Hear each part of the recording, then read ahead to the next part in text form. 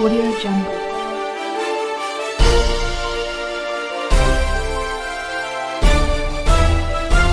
Audio Jungle.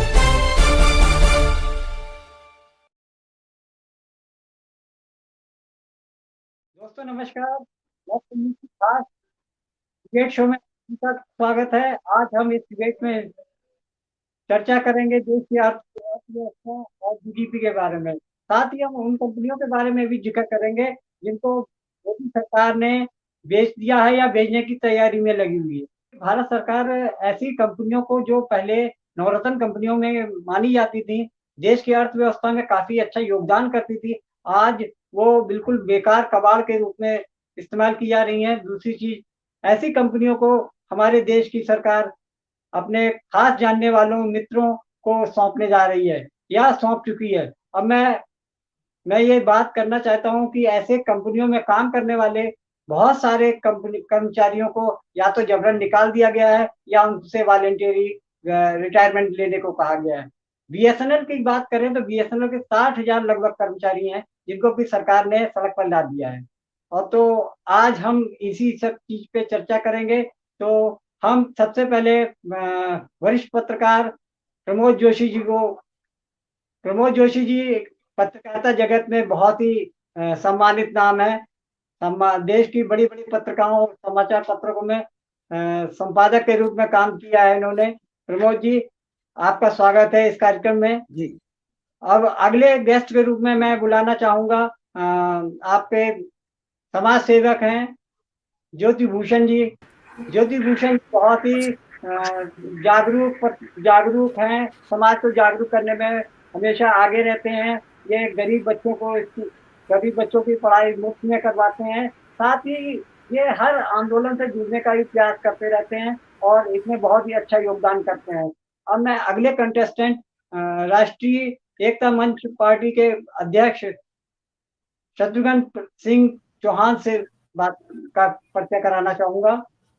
Shatrughan जी राष्ट्रीय एकता मंच party के प्रेसिडेंट हैं और काफी समय से राजनीति में जुड़े हुए हैं और आज वो हमारे साथ में जुड़े हैं। आपका चौहान साहब, आपका स्वागत है। और कार्यक्रम के अंतिम गेस्ट के रूप में मैं एडविन अमन जी को सामने लाना चाहूँगा। एडविन अमन एक युवा पत्रकार हैं। बहुत ही कम समय में उन्होंने अपनी पत्रकारिता की धाक पूरे जगत में छोड़ी है। वह एक सम्मानित और प्रख्यात पत्रकार बनने की पूरी क्षमता रखते हैं।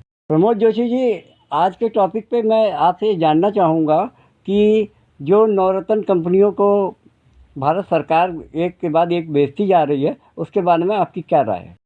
देखिए, मेरी राय दरअसल ये इसके दो पहलू हैं इस पूरी बात के।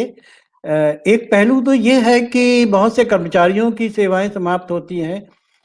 एक बड़ा एक चूंकि इसके साथ जुड़ा हुआ एक तबका है जो देश के सार्वजनिक उपक्रमों के साथ जुड़ा हुआ है, जिनके परिवार हैं। केवल बीएसएनएल या एमटीएनएल वगैरह की बात नहीं है। एक बहुत बड़ा देश में जिस वक्त 1951 में 5 पब्लिक सेक्टर के अंडरटेकिंग्स थे जो इस वक्त 350 के ऊपर हैं, जिसके बाद वो डीपीएसयू अलग हैं, यानी रक्षा के उपक्रम अलग हैं, और इन सब की अपनी अलग अलग स्थितियां हैं, सबकी अलग अलग हैं, जिनके बारे में मैं अभी थोड़ा विस्तार से बात करना चाहूंगा।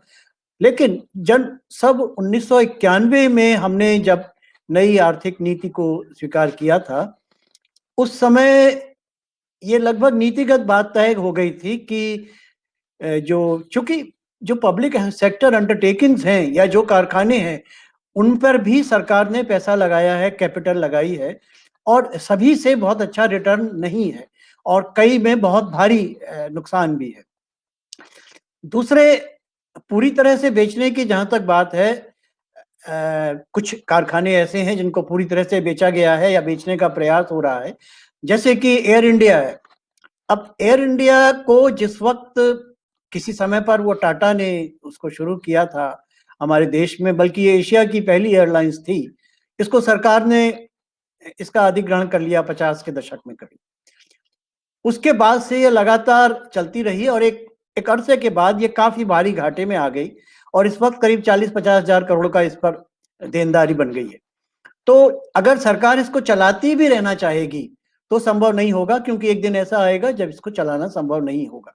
तो अंततः एयर इंडिया को बेचने का फैसला किया गया, और उसको कोई खरीद ले ये भी एक आसान बात नहीं है। तो ऐसे बहुत सारे उपक्रम हैं जिनको अगर आप बेचने का भी, जैसे स्कूटर्स इंडिया है, अब ना तो वो स्कूटर बनता है ना वो बिकता है, लेकिन वो है। तो ऐसी बहुत सारी स्थितियां हैं जिनमें बेचना ही विकल्प हो सकता है, क्योंकि उसको आगे चलाना संभव नहीं है। अब रही MTNL या BSNL या ऐसे बहुत सारे संस्थानों की बात, तो इनको एक प्राइवेट सेक्टर के साथ प्रतियोगिता में जाना पड़ेगा। अगर 4G है, 3G है, जो भी अगर टेक्नोलॉजी लेनी है तो BSNL के पास भी होनी चाहिए, तभी वो एयरटेल के साथ या दूसरे के साथ प्रतियोगिता कर सकता है। तो प्रमोद जी एक बात मैं कहना चाहता था कि जियो, एयरटेल या वोडाफोन, वो सारा बेस तो टावर तो BSNL का ही इस्तेमाल करते हैं ना। BSNL को क्यों नहीं प्रमोट करते हैं? जियो को प्रमोट कर रहे हैं, एयरटेल को प्रमोट हो रहा, वोडाफोन प्रमोट हो रहा, तो BSNL को क्यों नहीं प्रमोट किया जाता? देखिए, अब ये तो मैं आपसे ये कह रहा हूं कि ये तो पॉलिसी का मामला है और इसको उस लेवल पर देखा जाना चाहिए। लेकिन BSNL को भी, अगर BSNL आप अगर टेलीफोन BSNL का लेते हैं, यदि नहीं लेते तब तो कोई वजह होगी कि क्यों नहीं आप लेते। यदि आप लेते हैं तो उसकी अच्छाई या बुराई से आप परिचित होंगे ग्राहक के रूप में। दूसरी बात यह है कि सरकार एक पॉलिसी के रूप में BSNL को किस प्रकार चलाती है, क्या उसको उतनी छूट देती है कि वो उसको मुक्त होकर के चला सके। क्योंकि जो सार्वजनिक उपक्रमों के साथ एक बड़ी जो बात है वो ये कि राजनीतिक हस्तक्षेप बहुत ज्यादा हुआ है और लोगों ने अपने फायदे के लिए उनका इस्तेमाल करना शुरू किया, जबकि ये सार्वजनिक संपत्ति है, देश की संपत्ति है। तो ये एक अलग पहलू है। पर कुल मिलाकर के बात यह है कि जो दूसरी पूरी तरह से बेच करके भी कैसे संभव होगा काम, हमको नहीं मालूम है। क्योंकि ये अभी शुरुआत में ये कोशिश हो रही थी कि BSNL और MTNL का फिर से मर्जर किया जाए। कभी ये एक हुआ करता था भारतीय टेलीफोन विभाग के अंदर, फिर उसको कॉर्पोरेट कर दिया गया, फिर उसके 2 हिस्से हो गए, अब उसको एक करने का प्रयास किया जा रहा है, वो भी अभी संभव नहीं हुआ। तो मैं किसी एक कंपनी या एक के बारे में नहीं बात कर पाऊंगा या करना चाहिए, क्योंकि सबके अलग अलग किस्म के मसले हैं और इनको हमने महारत्न, नवरत्न, मिनी रत्न ऐसे कई श्रेणियों में बांटा हुआ है और इनकी श्रेणियां इनके लाभ पर आधारित हैं, इनके पर कितना निवेश किया गया है। लेकिन मोटे तौर पर जो नीतियां हैं वो इनको बचाने की भी होनी चाहिए, इनको ठीक से संरक्षण देने की भी होनी चाहिए और इनको चलाने की भी होनी चाहिए। पर इन संस्थानों को केवल इसलिए नहीं चलाया जाना चाहिए कि ये संस्थान है, इनको घाटे में नहीं रहना चाहिए, इनको भी वैसे ही प्रतियोगिता में रहना चाहिए। इसमें दोष कहां पर है, कैसे है, ये फिर एक अलग चर्चा का विषय है। प्रमोद जी, आपने बहुत अच्छी तरीके से अपने विचार रखे। अब मैं ज्योति भूषण जी को मैं पूछना चाहूंगा कि जैसा कि प्रमोद जोशी जी ने कहा कि संस्थान गिराने के लिए नहीं निकले, जब तक इसमें कुछ रिजल्ट ना निकले तब तक कैसे चलाया जाए, ऐसे घाटे में चलने वाले कंपनियां चलाई जाएंगी। तो गोयल साहब, मैं इस पर कुछ बात रखना चाहूंगा, क्योंकि सबसे पहले नीति का मामला है। नीति जो है बहुत ज्यादा जरूरी है समझनी, क्योंकि हम कहते हैं भ्रष्टाचार, पैसे की लेन देन का भ्रष्टाचार, और एक होता है नीतिगत भ्रष्टाचार, यानी कि हमने ऐसी नीति बनाई है जो कि देशवासियों के खिलाफ जाएगी। 3 शब्द हैं, प्राइवेटाइजेशन, और फिर उसके बाद में लिबरलाइजेशन, और फिर ग्लोबलाइजेशन। जरा पहले इसको समझते हैं। प्राइवेटाइजेशन का मतलब है कि गवर्नमेंट सेक्टर जो बना हुआ है, जिसका क्या काम था, गवर्नमेंट सेक्टर का काम था लोगों की सेवा करना, कल्याणकारी काम करना, और प्राइवेट सेक्टर का क्या काम है, मुनाफा कमाना। 2 चीजें बिल्कुल अलग अलग हैं। एक सेवा करेगा, एक मेवा के लिए काम करेगा। मेवा जब तक नहीं मिलेगा वो काम नहीं करेगा। और एक है सेवा करेगा और सिर्फ सेवा करेगा और मेवा की तरफ ध्यान नहीं करेगा, लोगों के हित की तरफ ध्यान करेगा। जैसे उदाहरण के तौर पर, यदि हम अपने मजदूरों को मिनिमम वेजेस नहीं देंगे जो प्राइवेट सेक्टर के अंदर काम करते हैं, तो हम पब्लिक डिस्ट्रीब्यूशन सिस्टम से उनको जो है अनाज देंगे और फिर हम कहेंगे कि देखो हम तो बहुत बड़ा कल्याण कर रहे हैं। तो कल्याण जो करना चाहिए था, मिनिमम वेजेस जो सरकार ने तय किए थे, वो हर एक प्राइवेट सेक्टर के अंदर देने चाहिए थे। आज दिल्ली के अंदर 18,797 रुपये बेसिक सैलरी जो है वो होनी चाहिए स्किल्ड वर्कर की। कितने लोगों की हो रही है? और दूसरे और इसमें अलाउंसेस वगैरह जोड़कर हम देखते हैं कि ये 30-1,000 की होती है। आज पूरे दिल्ली शहर के अंदर कितने लोगों को जो है 30,000 की तनख्वाह मिल रही है स्किल्ड लेबर में, ड्राइवर को। तो हम उसको कंपनसेट करते हैं, गवर्नमेंट कंपनसेट करती है कल्याणकारी काम करके पब्लिक डिस्ट्रीब्यूशन सिस्टम से। तो प्राइवेटाइजेशन का मतलब क्या हुआ कि गवर्नमेंट की सर्विसेज के अंदर निजीकरण करने जा रहे हैं। सिर्फ 3 क्षेत्र हैं जहां पर नहीं करेंगे। पहला है लॉ एनफोर्समेंट, दूसरा है रेवेन्यू कलेक्शन और तीसरा प्रिजन मैनेजमेंट। बाकी जितना भी है उन सब के अंदर प्राइवेट सेक्टर की जितनी भी कंपनियां हैं वो सब घुस जाएंगी पब्लिक सेक्टर की कंपनियों में। आज पब्लिक सेक्टर की कंपनियों की खरीदारी में प्राइवेटाइजेशन आ चुका है। आज पब्लिक सेक्टर की कंपनियों के अंदर ठेकेदारी प्रथा लाई जा चुकी है, प्राइवेट सेक्टर आ चुका है। और प्राइवेटाइजेशन का मतलब है कि उनकी जो ओनरशिप ट्रांसफर हो जाए। अब ये मामला ओनरशिप ट्रांसफर का मामला चल रहा है। और फिर इसके अंदर क्या हो रहा है कि ओनरशिप ट्रांसफर में 2 तरह से है। या तो क्या है गवर्नमेंट की हम इस इलाके में काम नहीं करेंगे, जैसे दिल्ली में बिजली के अंदर अब जो है वो गवर्नमेंट काम नहीं करेगी, प्राइवेट सेक्टर काम करेगा। और दूसरा तरीका है कि पब्लिक सेक्टर को प्राइवेट सेक्टर खरीद ले, जिसको वो बोलते हैं डिसइन्वेस्टमेंट। इस तरह से कल्याणकारी कार्य जो होना चाहिए था, उत्पादन जब होता है तो उत्पादन बेहतर तरीके से भी किया जा सकता है, गवर्नमेंट सेक्टर भी करती है। इसरो का हमारे सामने उदाहरण है, हिंदुस्तान एरोनॉटिकल लिमिटेड का उदाहरण है, बहुत सारे उदाहरण है हमारे पास। और हमने कहा कि ये कंपनियां जो हैं नवरत्न हैं, तो हम तो दुकानदारी भाषा से बोल रहे हैं, हम जो कल्याणकारी भाषा से नहीं बोल रहे हैं। और रही बात प्राइवेट सेक्टर की, तो प्राइवेट सेक्टर ने कितना एनपीए किया है, नॉन परफॉर्मिंग एसेट। देखिए कितना बढ़िया तरीके से चीज को रखते हैं कि ये एसेट है, हमने लोन दिया था, कर्ज लिया था कंपनियों ने, और ये उनको वापस करना है। ये जो है एक एसेट है, लेकिन ये काम नहीं कर रहा। कितने बढ़िया शब्दों का इस्तेमाल है, नॉन परफॉर्मिंग एसेट। हकीकत में क्या है कि आपकी तिजोरी में से वो चोरी हो चुका है। विशफुल डिफॉल्टर्स जो हैं वो जो है उसका आरटीआई में जवाब नहीं दे रही है आरबीआई। जी, मैं ये जानना चाहता हूँ, जैसे कि मैंने कहा कि बीएसएनएल का टावर इस्तेमाल करती हैं प्राइवेट कंपनियां, जियो का भी जो भी बिजनेस होता है, जो भी जियो चलता है वो बीएसएनएल के टावर से ही इस्तेमाल होता है। 4G और 5G जो भी दिया जा रहा है वो भारत की बीएसएनएल से ही दिया जाता है।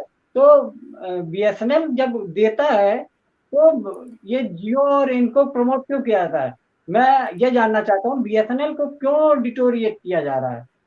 देखिए गवर्नमेंट की पॉलिसी है कि 18 स्ट्रेटेजिक एरिया हैं जिनके अंदर 1 या 4 पब्लिक सेक्टर अंडरटेकिंग से ज्यादा नहीं रखा जाएगा, ये नरेंद्र मोदी जी ने कहा। और बाकी सबको प्राइवेटाइज कर दिया जाएगा। 348 जो पब्लिक सेक्टर अंडरटेकिंग्स हैं हिंदुस्तान के अंदर, और इन सबको जो है वो प्राइवेटाइज करने की बात कर रहे हैं। 3 स्ट्रेटेजिक जो है वो एरिया है। एक में कहा माइनिंग एंड एक्सप्लोरेशन सेक्टर, दूसरा मैन्युफैक्चरिंग के अंदर डिफेंस है, पेट्रोलियम है, मैं बात रख रहा हूं अपनी पूरी, फर्टिलाइजर है, पावर जनरेशन है, एटॉमिक एनर्जी है। ये सारे वो सेक्टर्स हैं जिसके अंदर लाभ नहीं कमाया जा सकता कि आज निवेश कीजिए कल लाभ मिलेगा। और तीसरे सर्विसेज के अंदर भी उन्होंने स्पेस, पावर ट्रांसमिशन और इस तरह से एक गड्ढा है जो कहा कि इनके अंदर जो है हम जो है पब्लिक सेक्टर अंडरटेकिंग्स को रखेंगे 1 या 4, और बाकी सब पब्लिक सेक्टर अंडरटेकिंग को हम बेच देंगे। आपने तो बेचने के तरीके अब अलग अलग हैं। आपने जो सवाल किया उसका जवाब ये है कि ये गवर्नमेंट की पॉलिसी है कि पब्लिक सेक्टर अंडरटेकिंग को बेचना है, और बेचने के तरीके हैं वो उस पर भी हम बातचीत कर सकते हैं किस तरह से वो बेचेंगे। और मैंने ये भी आपको बताया कि जो प्राइवेट सेक्टर है, नॉन परफॉर्मिंग एसेट जो है वो बन रहा है लगातार, उसकी भी परफॉर्मेंस कोई अच्छी नहीं है। आप दुकानदारी की भाषा से भी अगर देखें, फायदा नुकसान की भाषा से भी देखें, कल्याणकारी भाषा से ना देखें, तो आप ये देख पा रहे हैं कि एनपीए जो है लगातार हो रहा है, और आज हिंदुस्तान के अंदर कितना हो चुका है और विजिबल डिफॉल्टर्स कितने हो चुके हैं, इसको जो है नाम भी उजागर नहीं किए जा रहे हैं। तो सरकार की पॉलिसी है। भूषण जी, आपने बहुत अच्छी तरीके से समझाया कितना एनपीए हो चुका है और लगातार बढ़ता ही जा रहा है। और इस चीज पे हम चौहान साहब से बात करना चाहेंगे। चौहान साहब, आप जैसा कि प्रमोद जी और ज्योति भूषण जी ने अपने अपने बात को रखा कि भारत की जो संस्थाएं हैं, भारत की ऑर्गेनाइजेशंस हैं, वो फायदे में पहले थी, लेकिन अब पिछले 6 साल में सब नुकसान में जा रही हैं। इसके पीछे क्या कारण देखते हैं चौहान साहब? देखिए, जोशी जी ने जो बताया और हमारे पैनलिस्ट ने बताया, वो टेक्निकल भाषा में बताया, पब्लिक वाली भाषा में बताया। मैं पिछले 35 साल कर रहा हूँ, 28 साल से पॉलिटिक्स कर रहा हूँ। आज जो कमी जो आई है, आज सरकार अगर कुछ भी कर रही है, नौकरियों को प्राइवेट करने चाहिए, उसके पीछे क्या है और हमारी कमी क्या है, ये दोनों बातें। सिर्फ रेलवे चालू हुई थी, आपको याद, जॉर्ज फर्नांडिस के साथ हम लोग भी थे उस समय। उसके बाद बड़ी हट हुई। जब तक ट्रेड यूनियन जब खत्म हो जाती है, तो उसके बाद गवर्नमेंट ऐसे सेक्टरों को बेच शुरू कर देती है। एसएनएल का आपने स्टार्ट किया, बीएसएनएल में लगभग 7,500 लोग निकाल दिए गए। उसका कारण क्या है? एमटीएन बीएसएनएल की जो ट्रेड यूनियन थी लगभग खत्म हो चुकी थी। उस जमाने के जो ट्रेड यूनियन थे, तूफान, जॉर्ज फर्नांडिस, ऐसे लोगों ने टिकने नहीं था। प्राइवेटाइजेशन तभी हुई जब मजदूरों के संगठन कमजोर हो गए। आज तमाम आप देख रहे हैं कि 8 घंटे की ड्यूटी होती थी, उसे 12 घंटे कर दिया, 10 घंटे कर दिया। आज युवा पीढ़ी गवर्नमेंट को लेना नहीं है। गवर्नमेंट सिर्फ, कोई भी धंधा होता है, कोई भी बिजनेस होता है, कुछ जैसे एमटीएनएल की बात करिए, एमटीएनएल फायदे का सौदा नहीं है, रेलवे फायदे के लिए नहीं है। अगर 50 रुपए की का टिकट लेके और 500 किलोमीटर यात्रा कर रहे हैं, तो आप ये कहें कि हमने तो करोड़ों रुपया लगाया, 50 रुपए में इतनी दूर जा रहे हैं, ये मतलब नहीं है उस बात से। मतलब ये है कि संस्थानों को चलाने के लिए सरकार को अपना एक योगदान देना पड़ेगा, उसमें फायदा नुकसान नहीं देखना पड़ेगा।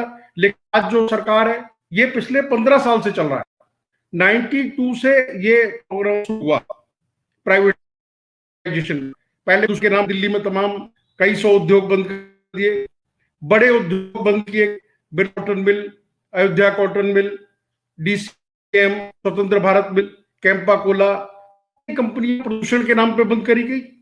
मजदूर कुछ मिला नहीं, कार ने किसी को कुछ नहीं, ना दिलाने की कोशिश की, क्योंकि सरकार उद्योगपतियों को साथ दे रही थी। और आज की जो सरकार है, वो खुलेआम उद्योग साथ है। उसका सिर्फ कार्य है, हमारा नेतृत्व तो कमजोर हो गया, मजदूर संगठन कमजोर हो गए। आप देखते हो कि या देश के अंदर कम से कम दिल्ली के अंदर 65,000 लोग इसमें अपना में काम, कई 100 कंपनियां यहाँ काम कर रही, कई 100 कंपनी के दफ्तर खुले हुए हैं, चाहे वो इंडियन ऑयल के हो या दूसरी कंपनियों के हैं, लेकिन एक वेतन नहीं मिलता। ये मैं बहुत बात आपसे कह रहा हूं आज कि इनके हम लड़ रहे हैं। कम से कम 65,000 लोग दिल्ली के अंदर जो बिना वेतन की नौकरी है। मैं कह रहा 10-15 कंपनी है, 10-15 की गैस की, जो लोगों को दे रही हैं। 95% ऐसे कर्मी हैं जिनका नहीं है, जिनका नहीं है, जिनको ग्रेजुएटी नहीं है, जिनकी छुट्टी है। तो ऐसी स्थिति में हम पब्लिक नीचे तक जाएं, बड़ी तो हो, बीएसएल जा रही है, एमटीएनएल जा रही है, क्योंकि वो उद्योगों को उसका बेनिफिट देना चाहते हैं। लेकिन छोटे कर्मचारी हैं, वो किस तरह के भुगत रहे हैं, हम लोगों को देखना पड़ेगा। आज चाहे वो जियो वाली बात की गई, और भी जो आप बात कर रहे हैं, मैं उस बात से सहमत हूं। लेकिन एक बात जरूर ध्यान रखने की कि कमी कहां पे है। कमी हमारे जो संगठन है वो कमजोर हो गए, ट्रेड यूनियन खत्म होती जा रही है। जो बनाया लेबर एक्ट, उसके अंदर का नाम ही खत्म कर दिया, इंस्पेक्टर नाम खत्म कर दिया। इंस्पेक्टर बिना किसी परमिशन के किसी उद्योग में जा नहीं सकता। जो इंस्पेक्टर का मतलब इंस्पेक्टर छापा मारने के लिए था, लेकिन आज ये कहा गया है, जो नए लेबर कानून आए उसमें ये कहा गया है गवर्नमेंट ने कि इंस्पेक्टर बिना मैनेजमेंट की परमिशन के उनके उद्योग में नहीं घुस सकता। जब घुसेगा नहीं उसके अंदर, तो वो वर्कर का क्या करे। तो ऐसी स्थिति में मैं ये कहना चाहता हूं आज की डेट में कि हम लोगों को मजदूरों को संगठन को मजबूर करना पड़ेगा। जब मजबूत होंगे तो गवर्नमेंट की, किसान आंदोलन चल रहा है, किसान आंदोलन की तारीख में लग रहा था 10 बजे खत्म हो जाएगा, 11 बजे उसका आने वाला था। लेकिन क्योंकि संगठन में मजबूती आई, मजदूरों के अंदर ये किसानों के अंदर कि हमको अपनी लड़ाई की लड़ना, और नेतृत्व अच्छा था, उस नेतृत्व ने दोबारा उस संगठन को मजबूत करके चालू कर दिया, स्टेटमेंट पूरा कर दिया अपना। हाँ, तो मतलब कहने का ये है कि हमको जब तक हम संगठन को मजबूत नहीं करेंगे तो सरकारें प्राइवेटाइजेशन की तरफ जाती रहेंगी, सरकार उनको बेचती रहेंगी, अपने चाहितों को देगी, और मजदूर और किसान गरीब होता चला जाएगा। इसलिए हम सब मिलके, जैसे हमारे पत्रकार महोदय जोशी जी, ऐसे वरिष्ठ जो है, ये लोग जब आवाज उठाएंगे और हम लोग आगे तक बढ़ेंगे तो मैं समझता हूं हम लोग कामयाब होंगे। धन्यवाद।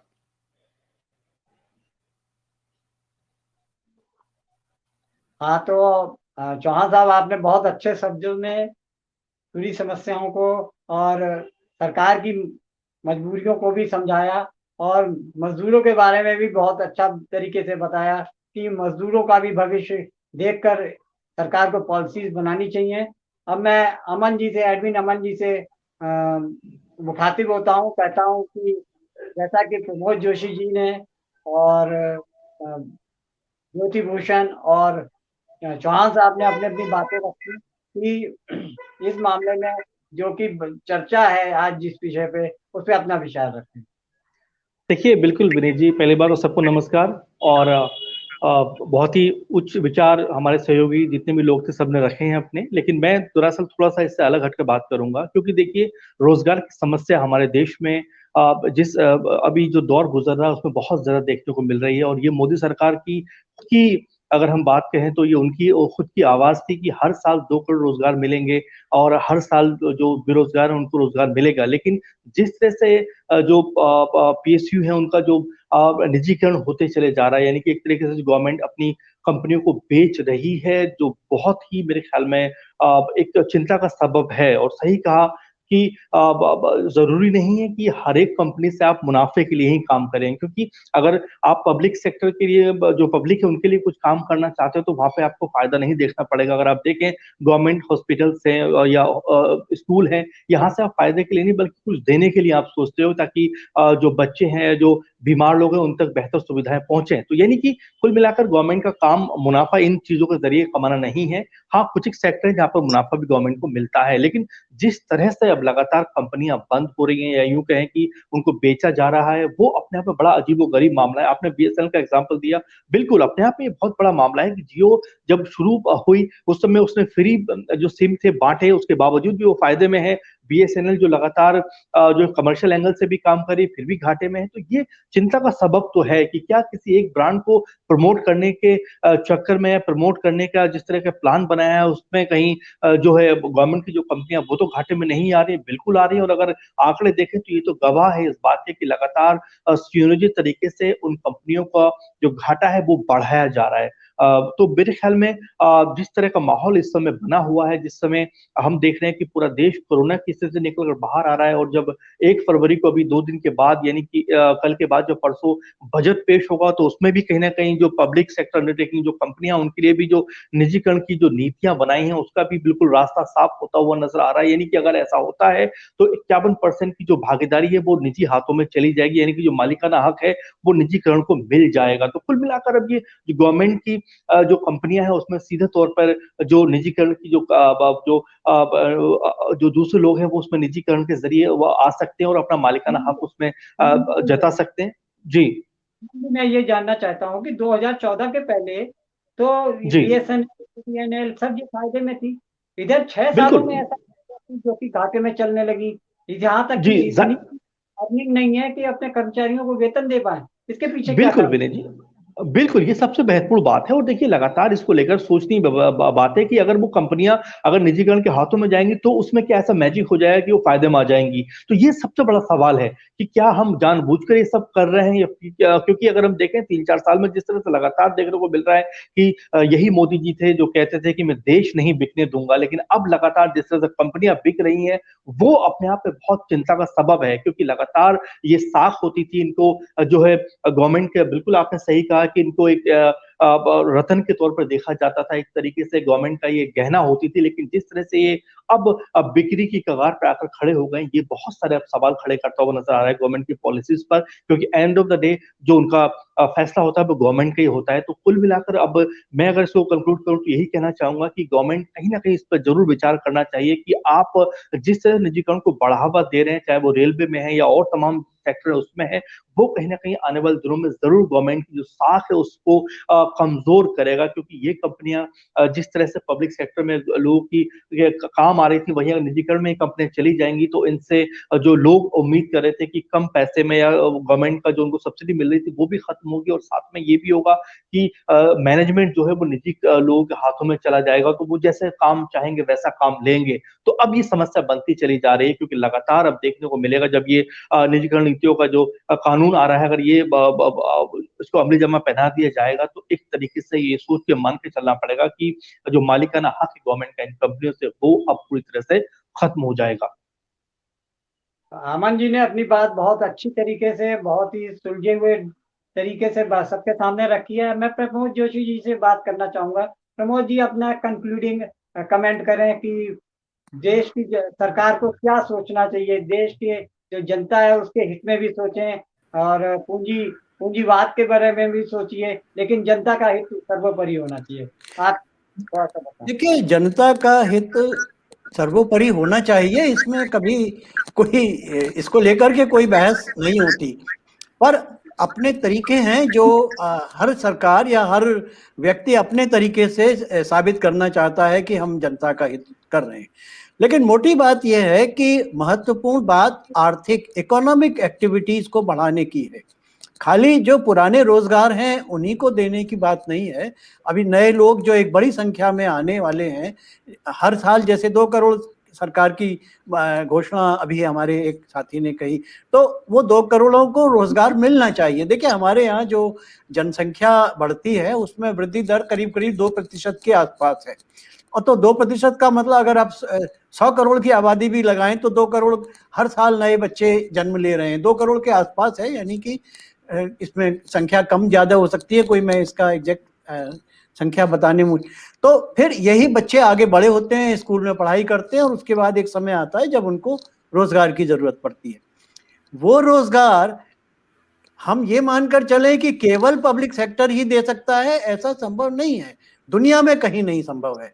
किसी दुनिया में आप बताइए, कम्युनिस्ट कंट्रीज भी इस चीज को, या तो पूरी इकोनॉमी पब्लिक सेक्टर ओरिएंटेड हो, जो कि रूस में थी या कभी चीन में थी, जो आज चीन में भी नहीं है, रूस उसको छोड़ चुका है। तो ये कैसे चलाया जाए, इसको किस प्रकार, और दूसरा, ये केवल 4 या 6 साल की बात नहीं है, ये 91 के बाद की इकोनॉमी में आया हुआ चेंज है। तो आप जो भी, हो सकता है कुछ बदलाव इधर दिखाई पड़े हो सकता है बीएसएनएल की दुर्दशा इधर हाल में हुई हो, लेकिन ये एक पिछले 30 साल का करीब करीब ये क्रम है जिसमें ये चल रहा है, और उसके पहले की जो घटनाएं हैं वो किसी ना किसी वजह से इस निष्कर्ष पर आई हैं।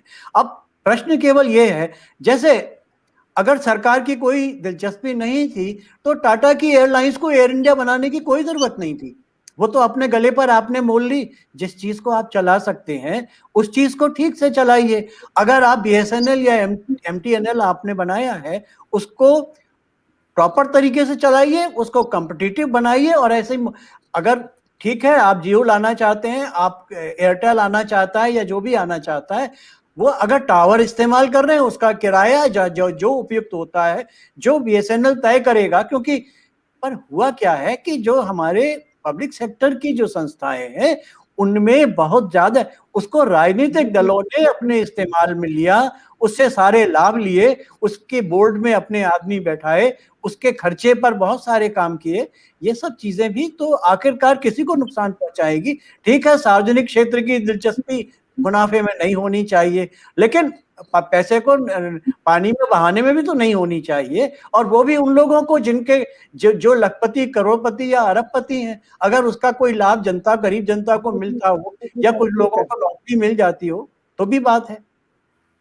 तो हमें चीजों को ठीक तरीके से कंक्लूडिंग कमेंट 1 मिनट के अंदर।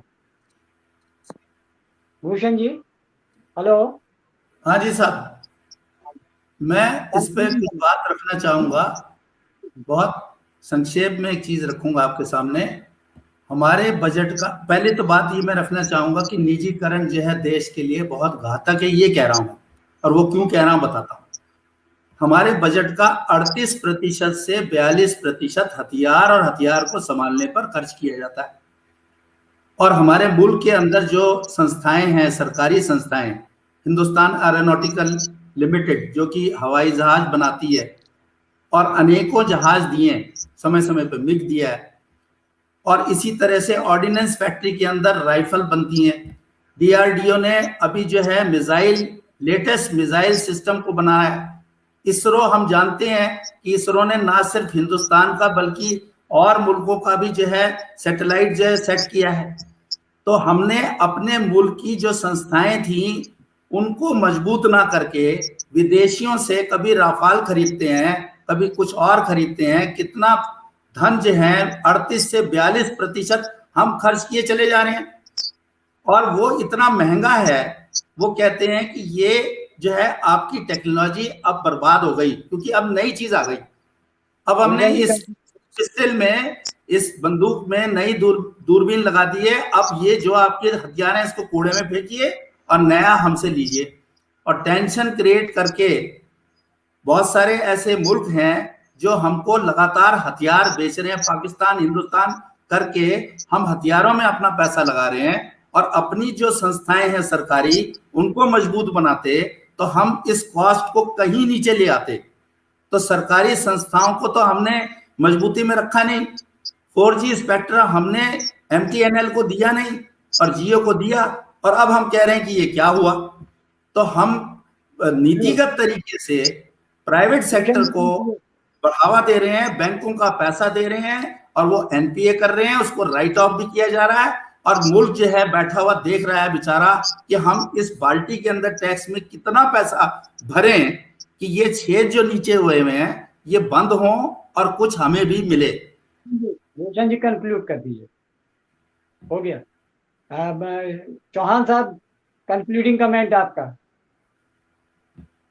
जी हाँ साहब। देखिए है कि जब तक सरकार की सोच ठीक नहीं हो तो प्राइवेटाइजेशन। दूसरा ये है कि एक समय जो हमारे सांसद हैं, विधायक हैं, ये लोग जब चुन के आते थे तो क्या होता था, इनका जो इनके पास देता था गरीब सांसद चुना गया, गरीब आदमी एक एमएलए बन गया, तो बहुत बड़ी चर्चा होती थी। आज भाग्य से भारत सरकार ने, इलेक्शन ऑफ इंडिया ने ऐसा बना दिया। भ्रष्टाचार तो शुरू यहीं से कि एक सांसद चुनाव लड़ने के लिए 75 लाख रुपया खर्च कर सकता है। ये गाइडलाइन है, इलेक्शन कमीशन गाइडलाइन। 25 लाख रुपया एक एमएलए खाता है, जो 75 लाख खर्च करके और 1 लाख रुपया सैलरी लगा, जो 5 साल में पूरी नहीं हो पाती। आप मुझे बताइए, भ्रष्टाचार की शुरुआत कहां से है? कौन गरीब आदमी, कौन मजदूर आदमी, कौन छोटे तबके का व्यक्ति सांसद बन जाएगा? कैसे बनेगा? 75 लाख रुपया वो खर्च करेगा, ये वो एक नंबर में बैलेंस शीट दिखाना है कि 75 लाख आप खर्च कर सकते हैं। तो हमारा जो स्ट्रक्चर खराब हुआ, उसका ऊपर से देखा जाए। इसी तरह से जैसे एमटीएनएल की बात करेगी, कहां पे है? एक सीएम करता था पूरी दिल्ली के अंदर, जनरल मैनेजर। आज कम से कम 40 से ज्यादा जीएम है दिल्ली के अंदर। एमटीएनएल के फोन बंद होते गए और 40 जीएम बना दिए, उनके ऊपर ईडी बना दिया, उनके ऊपर डायरेक्टर बना। ईडी के अपने जो डिपार्टमेंट के फोन थे वो बंद रहते हैं, चल रहे हैं सिर्फ पुलिस स्टेशन में, सरकार की मंत्रियों के यहाँ, एमएलए के क्या चल रहे हैं। सिर्फ ये संस्था चल रही और एमटीएनएल को बर्बाद कर दिया। मेरा कहने का मतलब है कि हम लोगों को भ्रष्टाचार शुरू हुआ, भ्रष्टाचार कहां से है उसकी जड़ तक जाना पड़ेगा।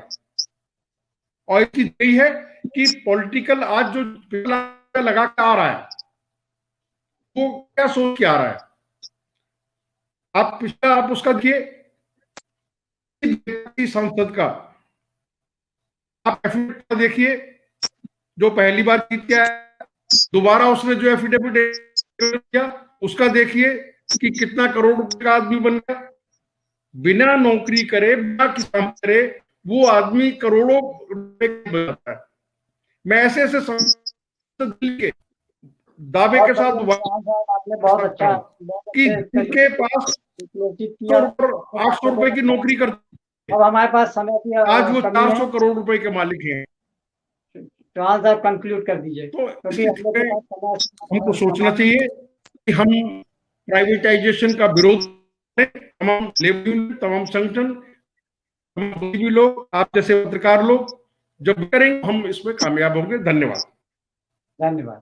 आप सभी का बहुत बहुत शुक्रिया। आप लोगों ने हमारे कार्यक्रम में आके बहुत हम लोग का कार्यक्रम सफल बनाया। उम्मीद करते हैं कि आप लोग के साथ एक बार फिर भेंट होगी।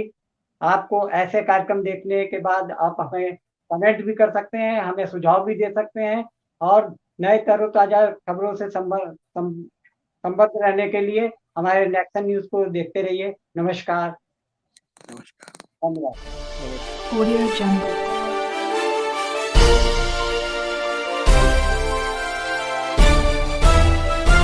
Audio Jungle.